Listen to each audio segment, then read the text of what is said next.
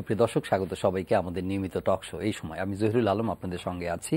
প্রিয় দর্শক, জাতীয় সংসদে বাজেটকে কেন্দ্র করে গত কয়েকদিনে বিরোধী দলের ভূমিকায় দেখা গেল সরকারি দলের কিছু সদস্যকে। অর্থমন্ত্রীর প্রায় নজিরবিহীন সমালোচনা করলেন সরকারি দলের সদস্যরা, এবং জাতীয় পার্টির কিছু সদস্য সমালোচনা করেছেন। অর্থমন্ত্রীকে তিনি বয়োবৃদ্ধ হওয়ায় তার বিদায় দাবি করে বক্তব্য রেখেছেন জাতীয় পার্টির এমপি জিয়াউদ্দিন আহমেদ বাবলু। তাকে উদ্দেশ্য করে আজকে সিনিয়র মন্ত্রী তোফায়েল আহমেদ তিনি বলেছেন যে বয়সের কারণে ভালো হতো যদি জাতীয় পার্টির নেতা এরশাদের পদত্যাগ চাইতেন জিয়াউদ্দিন বাবলু, কারণ অর্থমন্ত্রীর চেয়ে এরশাদ বয়সে বড়। কিন্তু হঠাৎ করে অর্থমন্ত্রীর উপরে কেন এইভাবে খেপে গেলেন সরকার বা জাতীয় পার্টির বিরোধী দল হিসেবে পরিচিত জাপার সদস্যরা? তোফায়েল আহমেদ বলেছেন যে এটি বাজেট, সরকারের বাজেট, এবং অর্থমন্ত্রীর একার বাজেট নয় এটা। আবার এবং ক্যাবিনেটে এই বাজেট পাশ হয়েছে, সুতরাং এটা আলাপ আলোচনার মাধ্যমে সংসদে এর পরিণতি কী হবে সেটা। জাতীয় পার্টির আজকে অন্য একজন সদস্য বক্তব্য রাখলেন, তাতে তিনি বললেন যে হঠাৎ করে সরকারি দলের সদস্যরা যেন বিরোধী দলের ভূমিকায় অবতীর্ণ হয়েছেন এবং তিনি বিস্ময় প্রকাশ করেছেন। আরও বেশ কিছু আলোচনা উঠে এসেছে, আমরা আজকের আলোচনায় এগুলো আনবো এবং সমসাময়িক অন্যান্য যদি সুযোগ থাকে অন্যান্য বিষয়। শুরুতেই পরিচিত হব, রয়েছেন সুভাষ সিংহ রায় এবং ব্যারিস্টার পারভেজ আহমেদ, দুই রাজনীতি বিশ্লেষক। স্বাগত আপনাদের দুজনকে। আপনাকে ধন্যবাদ। আপনি বলুন যে হঠাৎ একটা মানে যেটা বলা হচ্ছে যে সাধারণ জ্ঞানে যে এটা ক্যাবিনেটে পাশ হয়েছে, এই যে প্রস্তাবগুলো আনা হয়েছে, এটা মন্ত্রিসভায় এটাকে অ্যাপ্রুভ করেছেন এই প্রস্তাবনাগুলো, এবং বাজেট সংসদে নিয়ে এসেছেন অর্থমন্ত্রী সরকারের পক্ষ থেকে প্রতিনিধি হিসাবে পার্লামেন্টে। এখন নানা রকম সমালোচনা আসছে, এটা কি নির্বাচনকে কেন্দ্র করে একটা জনতুষ্টিমূলক বক্তব্য, নাকি সিদ্ধান্ত দেওয়ার পরে তারা বুঝতে পেরেছেন যে না এগুলো ঠিক হয়নি? কি কারণ, কি মনে হচ্ছে আপনার? না, আপনার ভূমিকার যে বক্তব্য তার মধ্যে কিন্তু যেমন প্রশ্ন আছে তেমন কিছুটা উত্তরও আছে, এবং আপনি লক্ষ্য করে দেখবেন যে প্রায় কিন্তু বলা হয়ে থাকে সংসদ প্রাণবন্ত না। আমি এখন কারণ বাজারের বেশ কয়েকটা চায়ের দোকানের পাশ দিয়ে যখন আসছিলাম এখানে, তখন অন্তত 4-5টি জায়গায় দেখলাম যে বাজেটের আলোচনা শুনছে মানুষের আগ্রহ বেড়েছে এই বাজেট নিয়ে। এটা একটা ইতিবাচক দিক। এবং আলোচনার কথা যদি আপনি প্রসঙ্গে বলেন, শাহ এম এস কিবরিয়া তিনি আওয়ামী লীগ সরকারের 96 থেকে 2001 পর্যন্ত তিনি অর্থমন্ত্রী ছিলেন। আমাকে প্রচুর স্নেহ করতেন তিনি, এবং এত কৃতিমান একজন মানুষ তিনি আমাদের মাঝ থেকে হারিয়ে গেছেন। এবং জানি না তিনি কার বাড়া পাকা ধানে মই দিয়েছিলেন। তা তিনি একবার বাজেট বক্তৃতার ঠিক আগের দিন তিনি ধানমন্ডির 12 এর যেটা আওয়ামী লীগের নির্বাচনী অফিস হয়েছিল, আপনার ঠিক মনে আছে, লেকের ধারে, সেখানে তিনি আসলেন। আসার পরে বেশ তিনি উৎফুল্ল। তা যে কোনো একজন তার সহকর্মী জিজ্ঞেস করছেন যে আপনার এত উৎফুল্লতার কারণ কি? তা বলছেন দেখেন, বাজেট এমন একটা জিনিস, ব্রিটেনে একটা কনভেনশন আছে, যেদিন বাজেট দেওয়া হয় তার আগের দিন অর্থমন্ত্রীকে একটা নির্দিষ্ট পার্কে তাকে ওই ব্যাগটা নিয়ে ঘুরতে হয়, এবং ব্যাগটা এক জায়গায় রেখে আবার পুরো একটা চক্কর দিয়ে আসতে হয়। মানে বাজেট উপস্থাপনটা বেশ যেমন জটিল, যেমন কষ্টসাধ্য, এবং তেমন এর ভিতরে অনেক কিছু জটিল বিষয় থাকে, এটা সরল করে সামনে উপস্থাপন করতে হয়। আপনি বলছেন এর মধ্যে এই আলোচনার মধ্যে দিয়ে সংসদ যে প্রাণবন্ত হয়ে উঠছে এবং মানুষের আগ্রহ বাড়ছে, কিন্তু ব্যারিস্টার পারভেজ হঠাৎ করে সরকারি দলীয় সদস্য বা জাতীয় পার্টির কিছু সদস্য তারা অর্থমন্ত্রীকে পরিত্যাগ করছেন কেন? ধন্যবাদ জহির ভাই, ধন্যবাদ সুভাষ দাকেও। আপনি কিন্তু মানে প্রোগ্রামের ভূমিকাতে একটি কথা বলেছেন যে এখানে যে সিনিয়র মন্ত্রী আছেন তোফায়েল সাহেব একটা কিন্তু বক্তব্য দিয়েছেন, তাতে কিন্তু উনি শোভন ভাষায় কথা বলেছেন, বাট এটা কিন্তু পিং পং খেলার রহস্যটা কিন্তু উন্মোচিত হয়ে যায় এটা আমার কাছে। কিরকম? যেমন ধরুন একটি বাজেট কিন্তু মানে কিছু কিছু সংসদ সদস্য যেভাবে কথা বলছেন, সরকার দলীয় কিছু সিনিয়র নেতারা যেভাবে বলছেন, তাতে মনে হচ্ছে উনি কোথাও কোনো গহীন জঙ্গলে কোথাও মানে কোনো একটা পর্বতে উনি লুকিয়েছিলেন, লুকিয়ে হঠাৎ করে গোপনে গোপনে বাজেটটা লিখে এনে সংসদে হঠাৎ করে উনি পেশ করে দিয়েছেন। এখন তারা খুব আক্কেল গ্রুম অবস্থা যে কেন হঠাৎ করে এরকম একটা বাজেট দেওয়া হলো, কেন জনবিরোধী, কেন সমাজ বিরোধী, কেন অর্থনীতি বিরোধী, কেন নির্বাচন বিরোধী বাজেট দেওয়া হলো। মানে it was not like that at all. একটি বাজেট পরিকল্পনা শুরু হয় আমরা জানি যেটা আমলাতান্ত্রিক অনেক কিছু পর্যায় পার হয়ে প্রধানমন্ত্রী মন্ত্রিপরিষদের সভা এবং যাচাই বাছাই হওয়ার পরে শেষ পর্যন্ত একটা ফাইলেজের মধ্যে আসে। তো সে সুতরাং অর্থমন্ত্রী শুধুমাত্র ওনাকেই দোষারোপ করার জন্য যদি কেউ বলে তাহলে আমি বলবো যে এটা একদম হাস্যকর, না জেনে আমরা বলছি যে ওনার উপর দোষারোপ। তবে হ্যাঁ, যেহেতু ফাইন্যান্স মিনিস্টারের কাজ হচ্ছে এটা থ্যাঙ্কসলেস জব, যেটা আমাদের দেশে সারা বিশ্বে এটা প্রচলিত, যেহেতু ওনার কাছে টাকা চাওয়া হয় উনি টাকা দেন অথবা দেন না, সুতরাং এটা থ্যাঙ্কসলেস অবস্থা থাকে। তো সেই সূত্রে আমি মনে করি যে এখন যে সমালোচনাটা হচ্ছে এটা দুই রকম। যদি জনগণকে বিভ্রান্ত করে জনতুষ্টি আদায়ের জন্য যদি এই সমালোচনাগুলি হয়ে থাকে যে আলটিমেটলি আমরা যা দিয়েছি তাহাই থাকবে, তাই অর্জন করা হবে, কিঞ্চিত হয়তো সামান্য কিছু পরিবর্তন হবে, কিন্তু একটা ঝড় তুলে দিলাম, জনগণ বুঝলো না সেখানে আলোচনা হচ্ছে, একটা যেহেতু সংসদটা গ্রহণযোগ্য না, সংসদের মধ্যে গ্রহণযোগ্যতা কম, এবং এটা যেহেতু এই সংসদের রিপ্রেজেন্টেশনটা নিয়ে প্রশ্ন আছে, সুতরাং এই একটা নির্বাচনের আগে এরকম একটা আলোচনা হোক, দ্যাটস দ্য ডিফারেন্ট ইস্যুস। কিন্তু যেই বাজেটটা আপনি দিয়েছেন যাদেরকে উদ্দেশ্য করে, জনগণকে মানে যাদেরকে প্রায়োরিটি রেখে, তারা যদি বেনিফিটেড না হয়, আপনি দেখবেন যেটা খুব সিম্পল কথা, আমি খালি দুটো পয়েন্ট দিয়ে আমি শেষ করে দেবো। একটি হচ্ছে যে এখানে সবচেয়ে সারপ্রাইজিং লেগেছে আমার কাছে যে এই বাজেটের মধ্যেও গতবারের মতো, গতবার দিয়েছিল 1000 কোটি টাকা, এবার দেওয়া হলো 2000 কোটি টাকা। কিভাবে? সরকারি ব্যাংকের যে চুরিটা হয়েছে, আমি কথাটা একটু শুনতে খারাপ লাগছে, বাট যে চুরিটা হয়েছে, চুরিটা কভার আপ করার জন্য ইউ পেইং মোর 200,000 টাকা, মানে 2000 কোটি টাকা আপনি অ্যাড করেছেন। মানে এটা হচ্ছে নীতি নৈতিকতার চরম একটা স্খলন আমি বলবো রাষ্ট্রীয় পর্যায়ে, কারণ ইউ আর মানে অন আদার ওয়ে আপনি ইউ আর সাপোর্টিং যারা চুরি করেছে তাদেরকে। একটা নাম্বার। আরেকটা হচ্ছে কি, আপনি দেখবেন যে এই যে বাজেটটা দেওয়া হয়েছে, এই বাজেটের মধ্যে এই একটা জিনিস খুব সারপ্রাইজিংলি এসছে, সেটা হচ্ছে যে অর্থমন্ত্রী 20 তারিখে একটা প্রশ্ন সবাই সম্বন্ধে বললেন, 20 তারিখে পার্লামেন্টে দাঁড়িয়ে প্রশ্ন উত্তরে বললেন যে আমাদের যে 111 মিলিয়ন ডলার যে রিজার্ভ চুরি হয়েছিল তার মধ্যে 66 স্টিল মিসিং। আমি জানি না, যেখানে 4000 কোটি টাকা কিছু না, 1 লাখ টাকা থাকলে ধনী হয়ে যায়, এরকম একটা কিন্তু আপনি মানে উদ্ভট উঠে দেশের মধ্যে বসবাস করছেন। কারণ পৃথিবীর কোন দেশে এরকম নেই যে 4000 কোটি টাকা is nothing, but 1 lakh is everything. তো এই আলোচনাগুলো তো সংসদে হচ্ছে, সুভাষ চন্দ্র রায়, 70 অনুচ্ছেদ নিয়ে অনেক কথা হয়। তো এই ধরনের যে দলের অবস্থান বা ক্যাবিনেটের অবস্থানের বিরুদ্ধে পার্লামেন্টে আলোচনা, এটা একটা পজিটিভ ইঙ্গিত বহন করছে কিনা সামনের দিনে? না, 70 অনুচ্ছেদ যে বিষয়টি সেটা হচ্ছে আপনার ভোটাভুটির ক্ষেত্রে প্রযোজ্য না, আমি বলছি যে একটা ইঙ্গিত যে দলীয় একেবারে কোর অবস্থান থেকে বেরিয়ে এসে সমালোচনা। আমি আসলে খুব ট্রেজারি বেঞ্চে এই রবীন্দ্রনাথ একটা কথা আছে না, অন্ধকারের উৎস থেকে উৎসরিত যে আলো সেই তো আমার আলো। আমি শুধু আশার আলো দেখতে চাই, এবং মানুষ যে এই বাজেট নিয়ে ভাবছে এটি আমি প্রথমেই উল্লেখ করেছি। আমার বাজেট নিয়ে আমারও কিছু সমালোচনা আছে, আমার ব্যক্তিগতভাবে তো সমালোচনা থাকতেই পারে, এবং জাতীয় পার্টির যেই নেতা অর্থমন্ত্রী সম্বন্ধে যে বক্তব্য রেখেছেন, এটা রাজনৈতিক নেতারা অনেক সময় কিন্তু এই বক্তব্যগুলো দিয়ে ফেলেন, যেটা খুবই অনাকাঙ্ক্ষিত। আমি শুধু একটু উল্লেখ করব যে বাজেটের যে মানবিক দিকগুলো সেটা নিয়ে কিন্তু অনেকে আলোচনা করছেন না, এবং এমনকি সরকারি দলের নেতৃবৃন্দ খুব বেশি বলছেন বলে আমি শুনিনি। না, সে তো আর শেষ করা যাবে না। আমি মানবিক যে দিক, অবশ্যই অনেক মানবিক দিক, যে এই সামাজিক নিরাপত্তার যে বেষ্টনীর বিষয়টি আসছে, বর্গা চাষীদের কথা আসছে, প্রতিবন্ধীদের বাজেট 1017 কোটি টাকা এবার বরাদ্দ হয়েছে। না, আমরা ঠিক বাজেটের আমি অত গভীরে নিতে যাচ্ছি না, আমরা আলোচনা করছি যে পার্লামেন্ট কোন দিকে এটাকে ফোকাস করছে। এইটা আপনি ইতিবাচক অর্থে নিন, কেননা আমরা অনেকদিন পরে একটি প্রাণবন্ত সংসদ আমরা দেখছি। যারা বলছে যে সংসদে কোনো আলোচনা হয় না, এবার চুলচেরা বিশ্লেষণ হচ্ছে, এইটাই সবচেয়ে আমার কাছে ভালো লেগেছে। আরেকটি ব্যাপার যে আমি বাংলাদেশের প্রথম বাজেটটি হয় 786 কোটি টাকার, আজকের বাজেট আপনার 4 ট্রিলিয়ন টাকার, মানে এত গুণ বেড়েছে, 435 গুণ। এবং এটা কিন্তু আমাদের অর্থনীতি যে এত বিস্তৃত হচ্ছে সেটাই কিন্তু তা প্রকাশ করে। মানুষের আয় ব্যয়ের যে হিসাবে নিয়ে সামষ্টিক যে হিসাব, এইটা কিন্তু বাজেটে প্রতিফলিত হয়।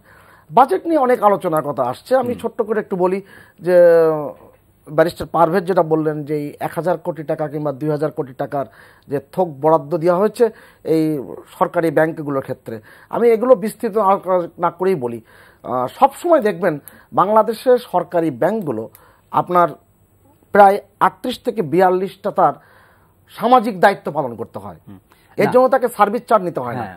আমি বলি, এটা কিন্তু কোনো প্রাইভেট ফান্ড ব্যাংক কিন্তু নিবে না। এবং এটা উনি নতুন কিছু বলেন নাই, এটা পার্লামেন্টে আলোচনা হয়েছে, এই কয়েকদিন ধরে এই আলোচনাগুলো উনি তুলেছেন, কিন্তু এই টাকা তো আগেও দেওয়া হয়েছে, আগেও দেওয়া হয়েছে, কিন্তু ওই বছর তো আর কোনো আলোচনা হয়নি। সরকারি দলের থেকে অন্যরা বলেছে, সরকারি দল থেকে যখন আসছে আলোচনাটা, সেটা কি ইঙ্গিত বহন করছে, কিসের সিগন্যাল? এটা শুধু পার্লামেন্টকে প্রাণবন্ত করাই এটা মানে কারণ? আমার কাছে আমি কোনো নেতিবাচক দিক দেখি না, আমি বললাম তো ইতিবাচক হিসেবে দেখতে চাই। কেননা যখন রাজনৈতিক দল কোনো মন্ত্রী যদি ক্যাবিনেটে উনি একজন মন্ত্রী উনিও ছিলেন, তো উনি যদি এই বাজেটের সমালোচনা করেন, এটা কি ওনার জন্য যৌক্তিক হবে? মন্ত্রী যদি এই বাজেটের সমালোচনায় আসে, এটা একটা দিক বললেন। আমি যদি আরেকটা জিনিস বলি, যে আমার তো 1 তারিখে বাজেট পেশ হওয়ার পরে 1 মাস যখন সময় দেওয়া হয়, এটা কিন্তু সংশোধন করবার জন্যই, এটা আলোচনার করার জন্য, এটা কোনটা ভুল হয়েছে, কোনটা জনগণ গ্রহণ করছে, এটা কিন্তু দেখবার বিষয় থাকে। এবং আজকে যে হোল পার্লামেন্ট করবেই, হোল পার্লামেন্ট, এবং অর্থনৈতিক বিশ্লেষক যারা বিশ্লেষণ করছেন, সিপিডি থেকে শুরু করে যারা নানানভাবে আলোচনা করছেন, ভালো খারাপ দিক করছেন, এগুলোকে গ্রহণ করে যে পার্লামেন্ট যে আলোচনায় করছে, এইটা আমার কাছে খুব ভালো লাগছে। এবং আমি এর থেকে নেতিবাচক কিছু দেখি না। কিন্তু খেয়াল করে দেখবেন দাদা যেটা বললেন, যদি এটা হতো যে এরকম যে পার্লামেন্টে আলোচনা হচ্ছে, বাইরে থেকে ফিডব্যাক দেওয়া হচ্ছে, সমালোচনা হচ্ছে, বরং আমরা দেখেছি সরকারের এই বাজেট নিয়ে যারা সমালোচনা করছে তাদেরকে একটা জাস্ট কাগজের মতো ছুঁড়ে ফেলা হচ্ছে যে না মানে তারা ষড়যন্ত্রকারী, এবং তারা পলিটিক্যালি বায়াসড হয়ে সমালোচনা করছে। সিপিডির যে স্পেসিফিকলি যে সমালোচনাগুলি এসছে, সরকার কিন্তু সেখানে হাত দিচ্ছে না। শুধুমাত্র একটা জিনিসই হয়তো আমরা যেটা আশা করতে পারি, হয়তো মনে হতে পারে দ্যাট ইজ একটু ম্যাজিকের মতো, সেটা হচ্ছে আবগারি শুল্ক নিয়ে ব্যাংকের যে 30% এক্সটেন্ড করা হয়েছে, আগে ছিল 8%, সেটা 30-30 এসে থেমেছে। এটা হয়তো একটু চেঞ্জ হতে পারে। আমি আপনাকে খুব দায়িত্ব নিয়ে বলছি, ভ্যাট আইনের একটু পরিবর্তন হতে পারে, যেটা হয়তো রিভিউ আকারে আছে, ইঙ্গিতটা আছে, 1 জুলাই হয়তো এটা হতে পারে। But what I was trying to say actually, যে আলটিমেটলি যদি পার্লামেন্টকে প্রাণবন্ত করার জন্য হয়ে থাকে, তাহলে পার্লামেন্ট প্রাণবন্ত হবে কি শুধু বাজেট আলোচনাতেই? There is so many point of order raise করছে। আপনি দেখবেন গতকাল আমরা দেখেছি সীমান্ততে, বাংলাদেশ ভারত সীমান্তেতে 2জন স্কুল গোয়িং ছেলেকে গুলি করে মেরে ফেলা হয়েছে বিএসএফ কর্তৃক। এটা নিয়ে কিন্তু পার্লামেন্টে কোনো পয়েন্ট অফ অর্ডার আসেনি। মানে প্রাণবন্ত বলতে রাঙামাটি ইস্যুতে, হ্যাঁ রাঙামাটিতে আসেনি, লংজুতে ঘটনাটা তো আসেনি। মানে তাহলে পার্লামেন্টের মেম্বারদের কাজটা কি? মানে শুধুমাত্র আপনি যেটা বললেন যে শুধুমাত্র এই প্রাণবন্ত করার জন্য, প্রাণবন্ত তো means is from the vice versa, দেশের যে পলিটিক্যাল আবহাওয়া আছে, যে সমস্যা আছে, সেগুলো অ্যাড্রেস করা। এবং আপনি দেখবেন যে ইন্ডিয়া বাংলাদেশ সীমান্তে গত 9 বছরে 591 জন লোক মারা গিয়েছে, এবং দ্যাট ওয়াজ একতরফা। ভারতের ছিল 7 জন, আর বাকি 591 জন বাংলাদেশ। এবারে এই বিষয়গুলো আলোচনা হচ্ছে না, আপনার যে সীমান্তর হত্যাকাণ্ডের কথা, রাঙামাটির প্রসঙ্গটিও আলোচনা, সীমান্ত হত্যাকাণ্ড নিয়ে পার্লামেন্টে অনেক আলোচনা হয়েছে, এবং এর আগেও সংসদ আলোচনা হয়েছে সামগ্রিক, এবং বিএনপি যখন বিরোধী দল ছিল বোঝাতে চাচ্ছেন যে সামগ্রিক অন্যান্য ক্রিটিক্যাল ইস্যুগুলো, এই যে আমরা যখন আলোচনা করব তখন দুটো দিক আলোচনা করতে হয়, যদি না হয় এক পেশে হয়ে যাবে। আমরা তো সমালোচনা করছি যে পার্লামেন্ট নাকি এক পেশে, কিন্তু আমরা যখন টকশোতে আলোচনা করব সেটা যেন এক পেশে না হয়। আপনার খেয়াল করা দরকার যে গত 8 বছরে যিনি 591 জনের তথ্য কিংবা তথ্যটা দিলেন, এর কত গুণ বেশি ছিল তার আগের 10 বছরে। এটা তো আলোচনা বিষয়, এখানে সাবজেক্টটা ওইটা নয়, শুধু আমরা ওইদিকে যাচ্ছি না। এই আলোচনা শুধু তাহলে মনে হতে পারে যে আমরা শুধু সীমান্তের বিষয় নিয়ে আলোচনা, আমরা উনি হয়তো যেটা বোঝাতে চাচ্ছেন যে আদার যেসব ইস্যু ক্রিটিক্যালি ইম্পর্টেন্ট, বাজেট আলোচনার বাইরে পার্লামেন্টে সিগনিফাই করে কিনা, অন্যান্য বিষয়গুলো আসে কিনা, সেটা আমি পার্লামেন্টের অনেক আলোচনা আমি যখন শুনতে পারি না তখন আমি রেকর্ড করে রাখি, সেই রেকর্ডগুলো আমি পরে শুনে আমি নিজেকে সমৃদ্ধ করবার চেষ্টা করি। আপনি পাহাড় ধস যে বিষয়টি, যেটা 2007 সালে 127 জন মানুষ নিহত হওয়ার পরে একটি টাস্ক ফোর্স গঠিত হয়েছিল, সেই টাস্ক ফোর্সের যে 28টি কারণ চিহ্নিত করেছিল এবং 36টি যে সুপারিশ দিয়েছিল, সেটার বাস্তবায়ন নিয়ে কিন্তু পার্লামেন্টে কথা হয়েছে। এবং আজকের যে একটু আগে উসাতুন তালুকদার, যিনি পার্লামেন্টের রাঙামাটির নির্বাচিত সংসদ সদস্য, তিনি যে অর্থনৈতিক বিশ্লেষণ করে লংজুতে যে ঘটনাগুলো, যেমন 2000 পরিবার যে এখন তারা বাস্তুচ্যুত হয়ে আছে, এবং এই ঘটনার পরে যে একতরফা ঘটনা ঘটছে তার দৃষ্টিতে, সেগুলো কিন্তু তিনি তুলে এনেছেন। অর্থাৎ আলোচনা হচ্ছে না সেটা না, পার্লামেন্টে এই আলোচনাগুলো হচ্ছে। এবং যেমন আমি তো নিজে ব্যক্তিগতভাবে মনে করি, যেটা আমি এই ফাঁকে একটু বলে রাখি, যে আপনার ভারতের আপনার বাজেট সেশন যেটা শুরু হয়, চীনে যেটা শুরু হয়, যুক্তরাষ্ট্রে যেটা শুরু হয়, যুক্তরাজ্যের যেটা হয়, এটা কিন্তু সময়ের পার্থক্য আছে। আমি জানি না কি অজানা কারণে আইয়ুব খান এই বর্ষাকালটাকে বেছে নিলেন এই আমাদের এই কাজকর্ম করবার জন্য, এবং এইটা ধারাবাহিকতা কিন্তু এখনো চলছে। আপনি যদি চীনে এখনো জুন মাসের 1 তারিখ থেকে ডিসেম্বরের 31 তারিখ পর্যন্ত বাজেটের সময়সীমা করতে পারেন, বাজেট কাল করতে পারেন, আপনার যদি ভারত 1 এপ্রিল থেকে 31 মার্চ পর্যন্ত করতে পারেন, তাহলে আমরা কেন পারছি না? এই ব্যাপারগুলো কিন্তু আলোচনায় আসা দরকার। অনেক ক্ষেত্রে কিন্তু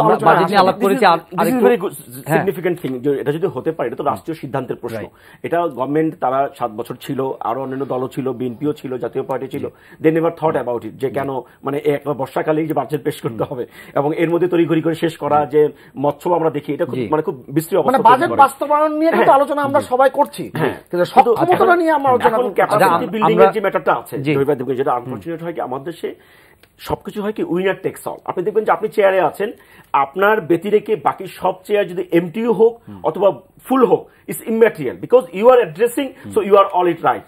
এই জায়গাটাতে কিন্তু বের হয়ে আসছে। কারণ বাজেটে দেখা যায় যে অর্থমন্ত্রী যখন বাজেট পেশ করেন, সে মনে করেন he is the only concern person to the society যে ক্যান ফিল দ্য পালস।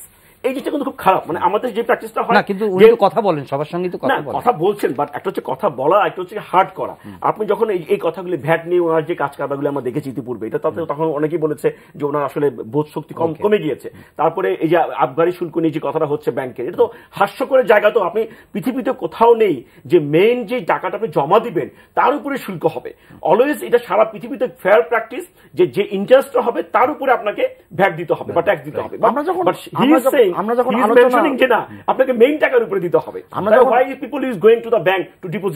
আমাদের আলোচনা যখন আমরা করি, আমাদের একটা পক্ষপাতিত্ব থাকতে পারে, কিন্তু পক্ষপাতিত্ব জায়গায় থেকেই কিন্তু আমাকে আলোচনাগুলো করতে হবে। যেমন আপনি সুশাসনের কথা আমরা বলছি, সেই সুশাসনের ক্ষেত্রে আমরা কতটুকু অগ্রগতি করতে পারছি কিংবা আমরা অবদান রাখছি। কেননা শুধুমাত্র এই জুন মাসটাই এখানে কিন্তু 6 দফা ঘোষিত হয়েছিল। বঙ্গবন্ধু শেখ মুজিবের বয়স যখন 46 বছর 2 মাসের কমে বয়স, 46 বয়স পূর্ণ হয়নি, 2 মাস কম রয়েছে, তেমন এক সময় তিনি 6 দফা দিয়েছিলেন এবং এই ঘোষণার মাত্র 5 বছরের মধ্যে দেশ স্বাধীন হয়েছে। আমি অগ্রগতির কথা বলছি কারণে এই আমরা ভাবনা চিন্তা যে জায়গাটি, এটা কিন্তু আমাকে কিন্তু এই বিস্তৃত করতে হবে এবং শুধু আওয়ামী লীগ শুধু বিএনপি মিলে কিন্তু রাষ্ট্রের কাঠামো দাঁড় করাতে পারবে। আমরা একটু প্রসঙ্গ কি পাল্টাতে পারি? শেষ বাক্যটি, সুশাসনের যে ব্যাপারটি, আপনি যে দুষ্টের দমন আর শিষ্টের পালন, এই যে প্রেক্ষাপটগুলো, এইটা আপনারা কতদূর করতে পারছেন, এটা কিন্তু আমাদের জাতীয় সংসদ সহ রাজনীতির সকল ক্ষেত্রে আলোচনা হওয়া দরকার। এবং আমি খুব ধন্যবাদ জানাই আওয়ামী লীগের সাধারণ সম্পাদক ওবায়দুল কাদের, তিনি যখন রাঙ্গুনিয়াতে যখন বিএনপির মহাসচিবের উপরে যে হামলা হয়েছে, সেই হামলার ব্যাপারে কিন্তু খুব ত্বরিতভাবে কিন্তু তিনি প্রতিক্রিয়া ব্যক্ত করেন। কিন্তু এটা বলা হচ্ছে আপনি এটার সঙ্গে একমত কিনা, যে অনেকে বলছেন যে মানে অভিযোগ করছেন বিএনপি থেকে যে বিএনপি নির্বাচনে যাবে, এটা শোনার পরেই তাদের উপরে এই ধরনের হামলা হয়েছে। আপনি সারপ্রাইজ হবেন এখন এই ঘটনার পরে স্থানীয় বিএনপি নেতার মধ্যে পুলিশ ধরছে। আমি আপনাকে নিশ্চিত করে বলছি এবং নিশ্চিত জেনে আমি বলছি, আমার উপলব্ধি থেকে বলছি, এই যে হামলা, এই হামলার প্রতিটা যারা হামলাকারী গুন্ডা, এই গুন্ডাদের যদি আপনাকে ধরা হয় এবং ধরে ফেলার প্রক্রিয়া চলতেছে, দেখবেন যে এখানে সর্বদলীয় গুন্ডা অবস্থান করছেন। এবং রাজনীতিতে কিন্তু এই যে গোলমেলে অবস্থাটা, এইটা যদি আপনি রিপেয়ার করতে চান, তাহলে কিন্তু আপনার বিএনপি আওয়ামী লীগকে সমঝোতার জায়গায় আসতে হবে। আপনি যাচ্ছেন মানুষের ত্রাণ দিতে, খুব ভালো ইতিবাচক কাজ, আপনি ওখানে থেমে গেলেন কেন? বাধা পেয়েছেন, তা বাধা পেলে আপনি থামবেন কেন? আপনার মূল লক্ষ্যটা আপনি গেলেন না কেন? 2001 সালে 1 অক্টোবর নির্বাচনের পর শেখ হাসিনা যখন দক্ষিণবঙ্গে গিয়েছিলেন, আমি সাথে ছিলাম, সৌভাগ্য হয়েছিল। আমি তো পথে পথে বাধা এসেছিল। সাতক্ষীরাতে আপনারা নিশ্চয় সংবাদকর্মী হিসেবে জানেন, সাতক্ষীরার পর তার কি ন্যাক্কারজনক হামলা হয়েছিল, তিনি ওখানে থেমে থাকেননি, তিনি এগিয়েছেন।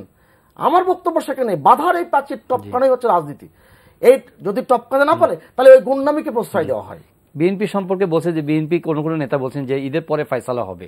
না, কি ধরনের ফয়সালার কথা বলা হয়? আমি মনে করি এটা পলিটিক্যাল হতে পারে। এটা আমি নট সেইং দ্যাট ওয়ান। আসলে ঈদ বা বর্ষা সেটা বড় বিষয় না। আমার কথা হচ্ছে দাদা যেটা বলছে এটা অস্বীকার করে আপনার ক্ষমতায় যাওয়ার চিন্তা এক ধরনের বোকা স্বর্গে থাকার কথা। না, ক্ষমতায় যাওয়া রাজনীতি করলে ক্ষমতা বা দায়িত্ব একসময় আসবে, এটা অটোমেটিকলি, এটা বাই ডিফল্ট। আর বিএনপির এই চিন্তা, এটা কোনো অমূলক চিন্তা হবে না, কারণ বিএনপি বাংলাদেশের প্রতিবার যতবার ফেয়ার ইলেকশন হয়েছে জনগণের ভোটে বিএনপি ক্ষমতায় এসছে। দ্যাট ইজ এটা ডিফারেন্ট ইস্যু। আর যদি একটা ক্রেডিবল ইলেকশন হয়, বাংলাদেশের যে সবচাইতে সর্বকনিষ্ঠ ভোটার বা সবচাইতে বয়োজ্যেষ্ঠ ভোটার সেও বিলিভ করবে যে এখন একটা ফেয়ার ইলেকশন হলে বাংলাদেশের যে বর্তমানে সবচেয়ে জনপ্রিয় দল বাংলাদেশ জাতীয় দল ক্ষমতায় যাবে। এই ব্যাপারে কোনো সন্দেহ থাকার কোনো সমস্যা নেই। এটার জন্য আপনাকে কাউকে রকেট সায়েন্টিস্ট হতে হবে না যদি ফেয়ার ভোট হয়। এখন যে পয়েন্টটা আসলে রাজনীতির থেমে আছে সেটা হচ্ছে যে সবাই একটা উইন সিচুয়েশন দাবি করে। আর ইলেকশনের আগে তো এটা আমাদের দেশে বিশেষ করে এটা একটা চলমান প্র্যাকটিস অনেকদিন ধরেই, যে মানে কাউকে আপনি প্রেশার করে সরিয়েছেন বা আপনি কিছু আদায় করতে পেরেছেন, তখন জনগণের কাছে আপনার একটা উইন সিচুয়েশন তৈরি হয়ে যায়। এটা খুব লং প্র্যাকটিস। কিন্তু যেটা ব্যাড প্র্যাকটিস হয়ে যাচ্ছে আমাদের সমাজে সেটা হচ্ছে যে থেকে যাওয়ার প্রবৃত্তিটা। মানে সরকার মনে করছে আমরা যাই দেই, যেভাবেই দেই, we have to be in power. Election হবে, ইলেকশনের নিয়মে কোনো সমস্যা নেই, বাট আমার চেয়ারটাকে কনফার্ম করতে হবে। এই যে একটা ব্যাড প্র্যাকটিস আমাদের মেধা মননে চিন্তায় সংস্কৃতিতে ঢুকে গিয়েছে, যেটা আমাদের সমস্ত রাজনীতিকে একটা নোংরা জায়গায় এখন। আপনি বলছিলেন জনাব সুভাষ সিংহ রায় যে একটা দুই পার্টিকে একটা জায়গায় আসতে হবে, সমঝোতার রাজনীতি না হলে আমাদের আগামী প্রজন্মের কাছে খুব ভুল বার্তা যাবে। রাজনীতিবিদদের নির্বাচন নিয়ে সমস্ত বিষয়গুলো নিয়ে, শুধু নির্বাচন কিন্তু দেশের রাজনীতি নিয়ামক ইউটোপিয়ান, মানে সমস্ত সমঝোতার ব্যাপার দুই দলের মধ্যে, এটা কি আর্ট অফ কম্প্রোমাইজ। আপনি যদি এক কথা বলেন, art of persuasion, immediate issues গুলো কি, আপনি যে সহায়ক সরকার কথা বলছেন, আপনি কি সহায়ক সরকার রূপরেখা কি আপনি দিতে পেরেছেন? এখনো পর্যন্ত দিতে পেরেছেন? দিলে কি হবে সেটা তো আলোচনার বিষয়। এবং এখন পর্যন্ত যেগুলো যা দেওয়া হয়েছে সেগুলো তো আলোচনার সুযোগ রাখছেন না। আপনি যখন মাননীয় প্রধানমন্ত্রী যখন সংবাদ সম্মেলন করেন, তিনি তো সাংবাদিকদের সামনে যখন উপস্থাপন করেন তাকে প্রশ্ন করা যায়, আপনাকে তো প্রশ্ন করা যায় না, আপনি কোনো উত্তর দিচ্ছেন না, একটা থিসিস পেপারের মতন আপনি পেপার পড়ে যাচ্ছেন। আর বিএনপির যে আস্থার কথা বলছেন, বিএনপি নিজেদের প্রতি যে কনফিডেন্সের কথা, যে ভোট একটা হলেই যেমন মানুষজন অপেক্ষায় আছে মুহূর্তের মধ্যে তাকে ভোট দেওয়ার জন্য ক্ষমতায় দিয়ে দেবে, এই জায়গাটুকু কিভাবে আস্থাটা অর্জন করলেন? এমন কি গত 9.5 বছরে করেছেন, কিংবা বিগত দিনে এমন কি কর্মকাণ্ড করেছেন যে কারণে জনগণ আপনাকে ভোট দেওয়ার জন্য উন্মুখ হয়ে আছে? এই যে ব্যাপারটি, এটা কিন্তু অনেক সময় আত্মমনস্করা দেখে।